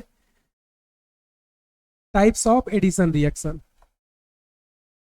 टाइप्स ऑफ एडिशन रिएक्शन। तो एडिशन रिएक्शन यहाँ पे बेसिकली कितना होगा, थ्री टाइप्स का। कितना होगा? थ्री टाइप्स का। तो एडिशन रिएक्शन थ्री टाइप्स का है। कौन कौन? तो जो नंबर फर्स्ट है उसको हम लोग क्या बोलेंगे, nucleophilic, nucleophilic addition reaction, nucleophilic addition reaction. Short में इसको बोलते हैं NAR। शॉर्ट में क्या बोलेंगे? NAR reaction, nucleophilic addition reaction. तो न्यूक्लियोफिलिक एडिशन रिएक्शन को कैसे हम लोग समझ सकते हैं? जैसे मान लो अपने पास इस तरह से ये कोई कीटोन है और इस पर हमारा न्यूक्लियोफाइल आकर के क्या कर देगा, अटैक। तो जब न्यूक्लियोफाइल इस पे अटैक करेगा तो ये बॉन्ड इधर शिफ्ट हो जाएगा। तो देखोगे यहाँ पर ये क्या बन जाएगा, इस तरह से O माइनस, और यहाँ पे जुड़ जाएगा NU न्यूक्लियोफाइल। देन इस पे फर्दर कौन अटैक कर देगा, H प्लस यानी इलेक्ट्रोफाइल वगैरह, तो ये इस पे अटैक। तो फाइनली यहाँ पे क्या बन जाएगा, ये OH और ये NU। तो यहाँ पे पहला अटैक देखोगे इस पाई बॉन्ड पे, पहला अटैक किसका हुआ है, न्यूक्लियोफाइल का। तो न्यूक्लियोफाइल का पहला अटैक हुआ है, तो हम लोग इसको क्या बोलेंगे, न्यूक्लियोफिलिक एडिशन रिएक्शन। इसमें देखो कुछ भी बाहर निकल रहा है क्या, कुछ भी बाहर नहीं निकल रहा, सब कुछ ऐड हो रहा है। समझा क्या? मतलब न्यूक्लियोफिलिक एडिशन रिएक्शन ऐसा है कि मतलब अगर पहलकी वाली आ रही है आने दो, कोई दिक्कत नहीं। अब इसको इसके बाद दूसरी भी पसंद आ गई, चलो भाई तुम भी आ जाओ, कोई दिक्कत नहीं है। तो न्यूक्लियोफिलिक एडिशन रिएक्शन में पहली वाली GF आए, दूसरी वाली आए, तीसरी वाली आए, सभी के लिए दिल ओपन हार्ट होता है, सभी लोग आओ, सभी को रखेंगे, किसी को बाहर जाने नहीं देंगे। तो न्यूक्लियोफिलिक एडिशन रिएक्शन में किसी को मना नहीं है, जितने लोग आएंगे सभी को रखेंगे, किसी को बाहर नहीं जाने देना है। तो न्यूक्लियोफिलिक एडिशन रिएक्शन का मतलब क्या समझे तुम लोग? बोलो बोलो बोलो। न्यूक्लियोफिलिक एडिशन रिएक्शन मतलब पहले न्यूक्लियोफाइल अटैक करेगा, यानी पहली, फिर उसके बाद दूसरी, फिर उसके बाद तीसरी, फिर उसका चौथी, कोई भी बाहर नहीं जाएगी।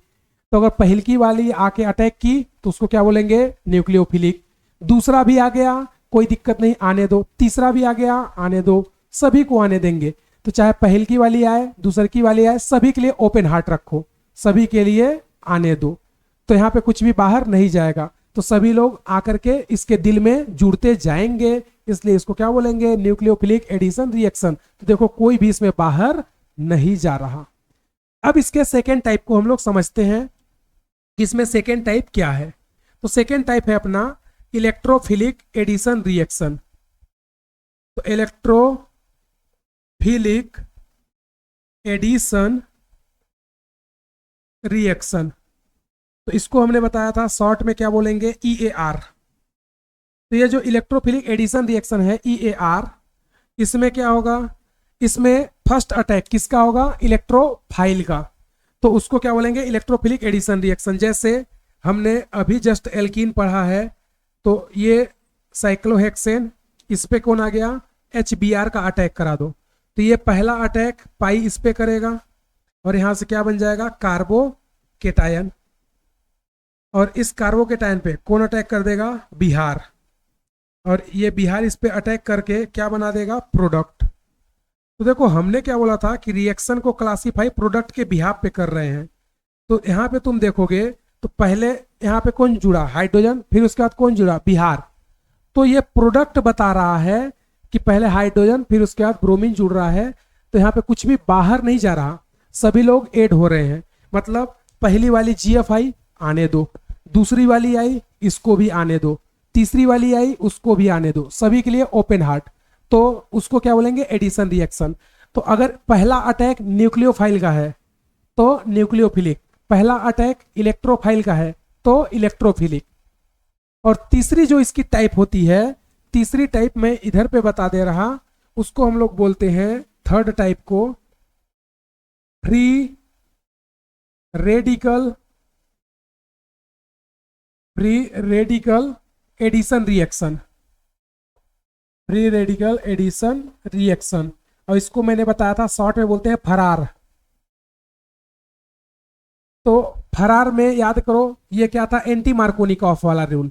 तो एंटी मार्कोनिकॉफ, तो एंटी मार्कोनिकॉफ वाला रूल याद करो। जैसे यहां पर कोई अल्कीन है और यहां पर हमने रिएक्शन किससे करा दिया, HBr से। और यहाँ पे क्या ले लिए, कोई एक परऑक्साइड ले लिए और यहाँ पर लाइट ले लो। तो यहाँ पर पहला अटैक इस बार किसका होता है, पहला अटैक इस बार ब्रोमीन का होगा। और यहाँ पे प्रोडक्ट जो है वो मार्कोनी के अगेंस्ट बनता है, इसलिए हम लोग इसको क्या बोलते थे, एंटी मार्कोनिकॉफ। तो ये हमारा प्रोडक्ट बन जाता है। तो फ्री रेडिकल एडिशन रिएक्शन, तो यहाँ पर बेसिकली एडिशन रिएक्शन क्या है, पहली वाली गर्लफ्रेंड आई आने दो, दिल में बसा के रखो, दूसरी वाली आई उसको भी आने दो, तीसरी आई उसको भी आने दो, बाहर किसी को नहीं जाने देना है। तो वो क्या होगी, एडिशन रिएक्शन, एक लाइन में। समझा क्या, फर्स्ट अटैक अगर न्यूक्लियोफाइल कर रहा तो न्यूक्लियोफिलिक एडिशन, फर्स्ट अटैक अगर इलेक्ट्रोफाइल कर रहा तो इलेक्ट्रोफिलिक एडिशन। और अगर पहला attack free radical, it means light के प्रेजेंस में हो जाए, तो उसको बोलेंगे फ्री रेडिकल एडिशन। तो यहाँ पे 3 रिएक्शन, NAR, EAR, फरार। समझा क्या, तो इसको नोट करो। देन उसका सेकेंड यहाँ पे रिएक्शन हम लोग पढ़ेंगे, क्या, सेकेंड एडिशन रिएक्शन तो हो गया ना, एडिशन के 3 टाइप थे। अब इस पे हम लोग अगला पढ़ेंगे सब्स्टिट्यूशन रिएक्शन और उसके टाइप। तो चलो जल्दी से इसको नोट करो।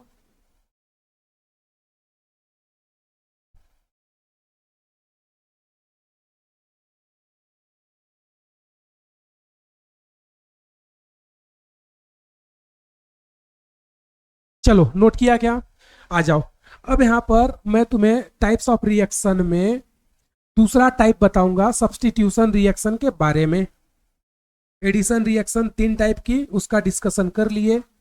अब यहाँ पे हम लोग जो दूसरा है उसके बारे में देख रहे हैं, और वो है सब्स्टिट्यूशन रिएक्शन।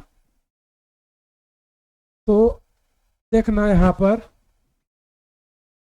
जो दूसरी अपनी रिएक्शन है वो कौन है, सब्स्टिट्यूशन रिएक्शन। सब्स्टिट्यूशन रिएक्शन, तो अगर हम लोग सब्स्टिट्यूशन रिएक्शन की बात करें तो सब्स्टिट्यूशन रिएक्शन का मतलब क्या है। सब्स्टिट्यूशन रिएक्शन में पहले मैं तुम्हें एक एग्जांपल से समझाता हूं। जैसे मान लो यहाँ पर A और B ये आपस में पहले अटैच थे, और यहाँ पर एक दूसरा आ गया, ये क्या करेगा, इस पे अटैक, तो ये यहाँ से निकल लेगा। तो ये क्या बन जाएगा, ये यहाँ पे बना लेगा C bond A plus B minus, ये इस तरह से हो जाएगा। तो तो ओवरऑल सब्स्टिट्यूशन रिएक्शन को कैसे समझोगे? ऐसे समझो कि पहले ये दोनों का आपस में सब कुछ बढ़िया चल रहा था, ए और बी का, ये दोनों का मामला सेट था। अब कुछ दिन बाद क्या हुआ कि ए की पहली वाली गर्लफ्रेंड आ गई, तो दूसरकी वाली इसको छोड़ के निकल लेगी, तो पहलकी के आने पे दूसरकी को चला जाना होगा। तो जब पहली वाली आएगी तो दूसरी वाली को जाना होगा। तो जब पहली वाली आए और दूसरी वाली चली जाए तो उसको क्या बोलेंगे? सब्स्टिट्यूशन। यानी पहली वाली ने दूसरी वाली को निकाल दिया घर से कि तू निकल, अब मैं आ गई। तो जब पहले वाली के आने से दूसरे वाली को रिप्लेस कर दिया जाए तो उसको क्या बोलोगे? Substitution reaction. तो ये देखो दूसरी वाली निकल ली, तो सब्स्टिट्यूशन रिएक्शन का मतलब क्या? पहली वाले के आने से दूसरी वाली निकल के चली जाए तो उसको क्या बोलोगे? सब्स्टिट्यूशन। तो ये पहली वाली इसकी आ गई तो इसको ये धक्के मार के घर से बाहर निकल देगा कि अब तू जा, तेरी जरूरत नहीं है। तो ये हो गया सब्स्टिट्यूशन रिएक्शन। अब इसमें हम लोग बेसिकली बात करें तो टाइप्स ऑफ सब्स्टिट्यूशन रिएक्शन की। तो types of substitution reaction basically ये भी कितना होगा? 3 टाइप का। तो अब ये जो 3 टाइप्स के होती है ये कौन कौन है? तो यहाँ पे हम लोग बात करेंगे नंबर ए, न्यूक्लियोफिलिक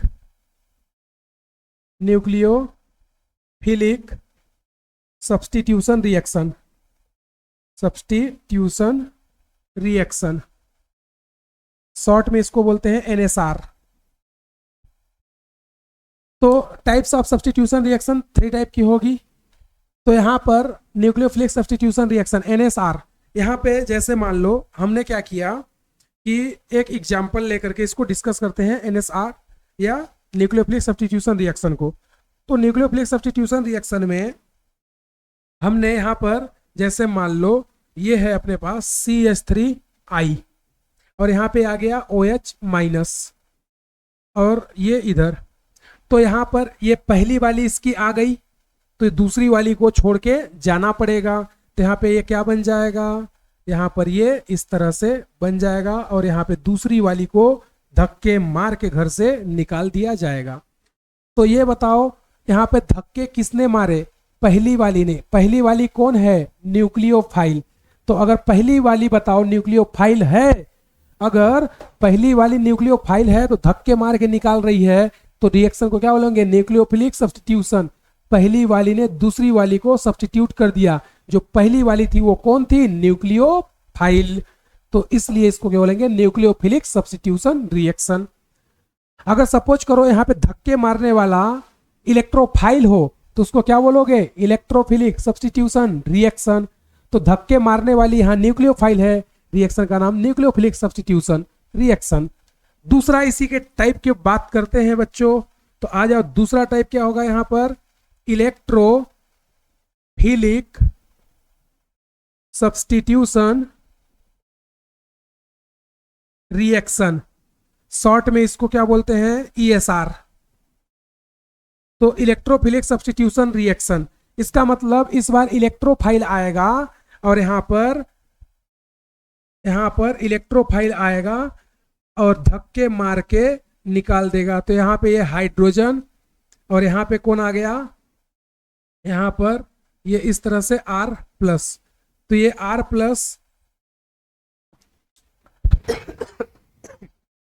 एक मिनट देखना, सॉरी।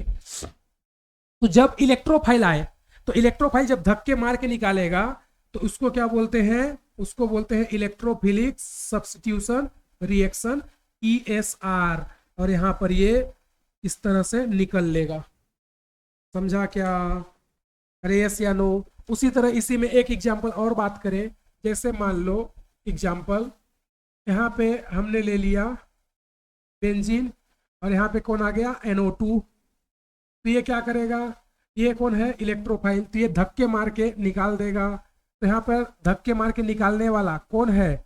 इलेक्ट्रोफाइल। तो रिएक्शन क्या होगी? Electrophilic substitution reaction.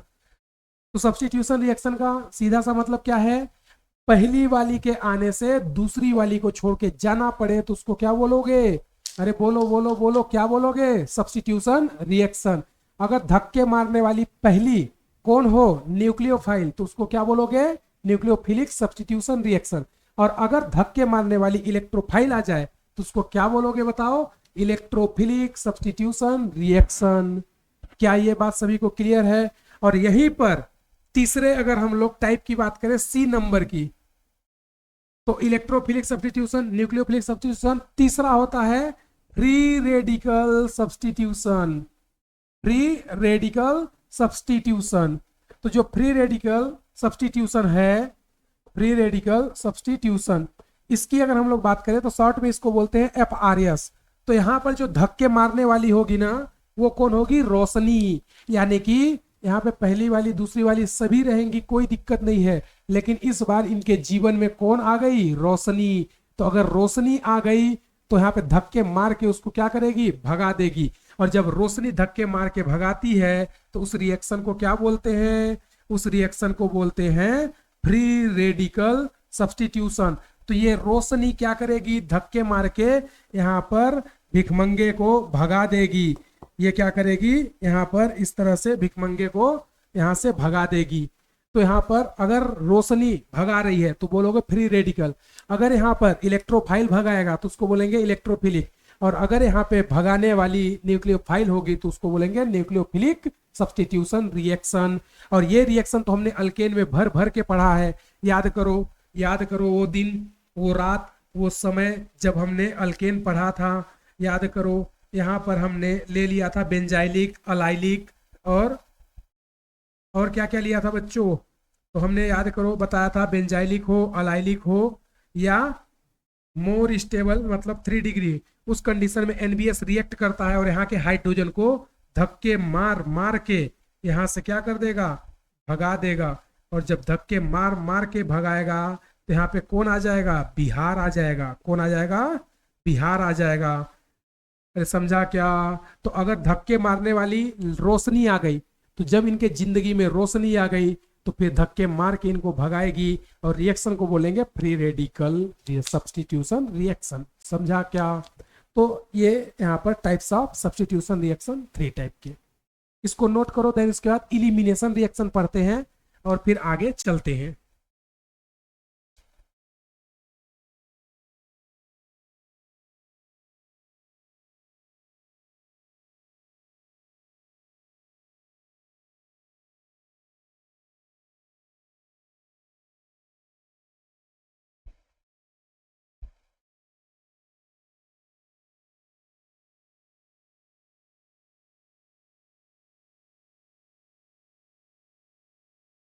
चलो नोट किया क्या?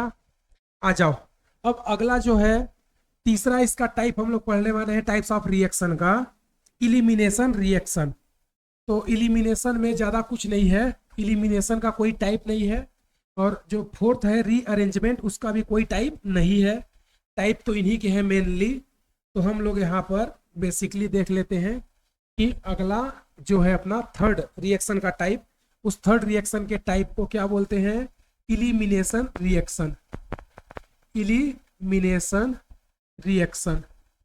तो इलिमिनेशन रिएक्शन की हम लोग बात करें तो यहाँ पे पहले डेफिनेशन लिख लेते हैं, व्हाट इज इलिमिनेशन रिएक्शन। तो मैं क्या बोलूंगा यहाँ पर? रिमूवल ऑफ 2 एटम और ग्रुप, रिमूवल ऑफ 2 एटम और group to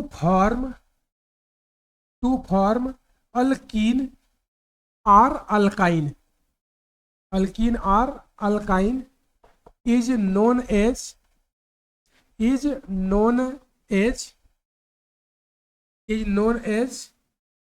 elimination reaction, is known as elimination reaction।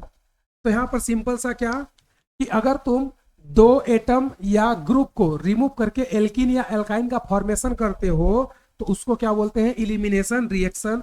जैसे एग्जांपल देखना बच्चों, यहाँ पे जैसे मान लो मैंने क्या ले लिया? दारू ले लिया। और ये दारू जो है अपने आप में नशे में एकदम चकनाचूर जिंदगी के चौराहे पे घूम रहा था और इसको रास्ते में कौन मिल गया? एसिड मिल गया। कौन मिल गया? एसिड। तो ये एकदम दारू पिए नशे में पूरा टाइट चल रहा था और जिंदगी के चौराहे पे इसको कौन मिल गया? Concentrate H2SO4। ये बोला टेंशन मत ले, मैं तेरा नशा निकालूंगा। कैसे? इसका पानी निकाल के।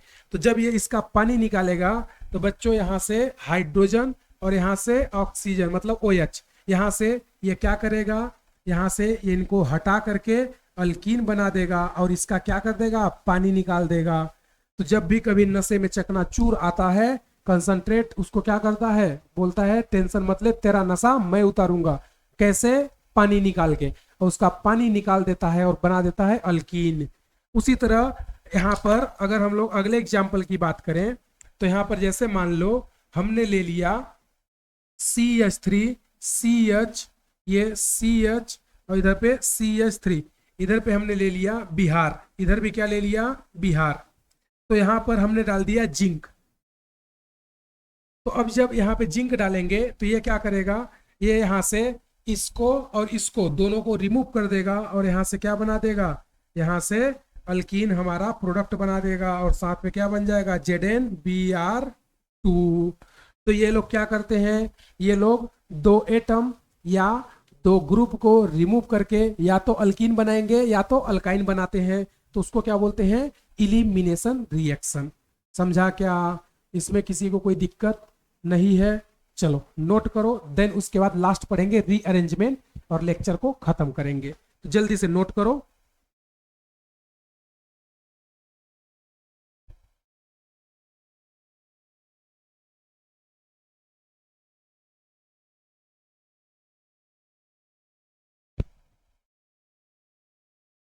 चलो नोट किया क्या? आ जाओ।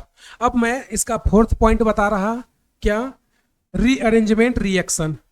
तो रीअरेंजमेंट रिएक्शन क्या होती है उसको भी पढ़ लेते हैं और यहाँ पर हमारा टाइप्स ऑफ रिएक्शन खत्म हो जाएगी। फिर जितनी भी रिएक्शन की टाइप पढ़े हैं ना हम लोग, एडिशन, सब्स्टिट्यूशन, इलिमिनेशन, रीअरेंजमेंट, सभी का डिटेल धीरे धीरे हम लोग हर चैप्टर में पढ़ते जाएंगे। अब जो अपना फोर्थ रिएक्शन है, रिएक्शन के टाइप में फोर्थ कौन है यहाँ पर, रीअरेंजमेंट रिएक्शन। Rearrangement reaction. तो जो ये रीअरेंजमेंट रिएक्शन होती है इसका मैं पहले डेफिनेशन बता देता हूं। क्या? इन्वर्जन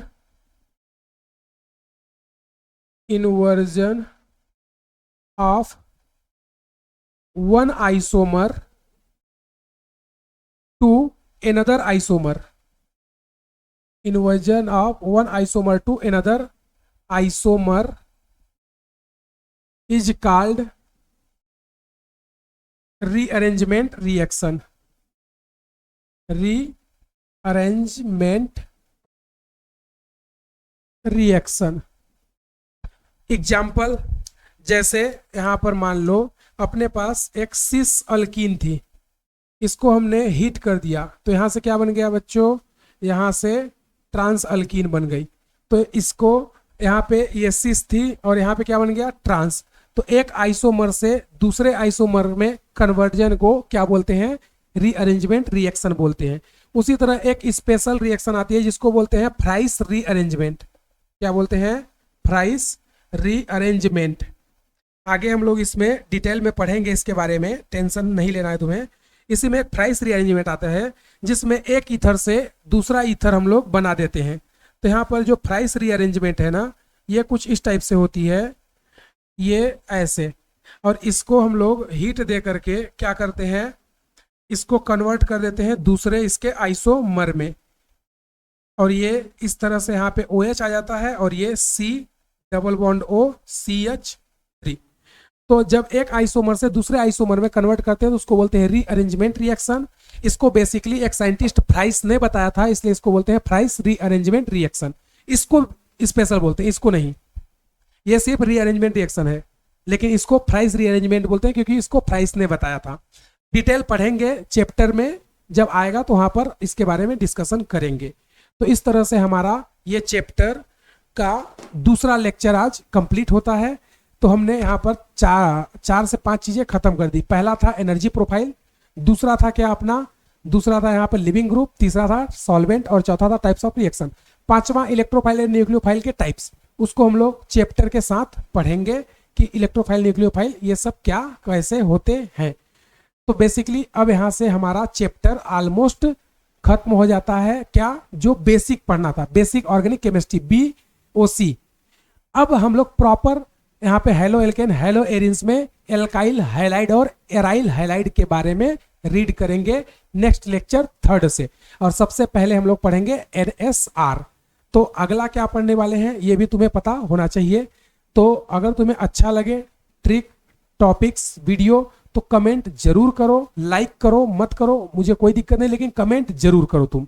तो थैंक यू एवरीवन, जय हिंद। मिलते हैं सभी के पास नेक्स्ट लेक्चर 3rd में।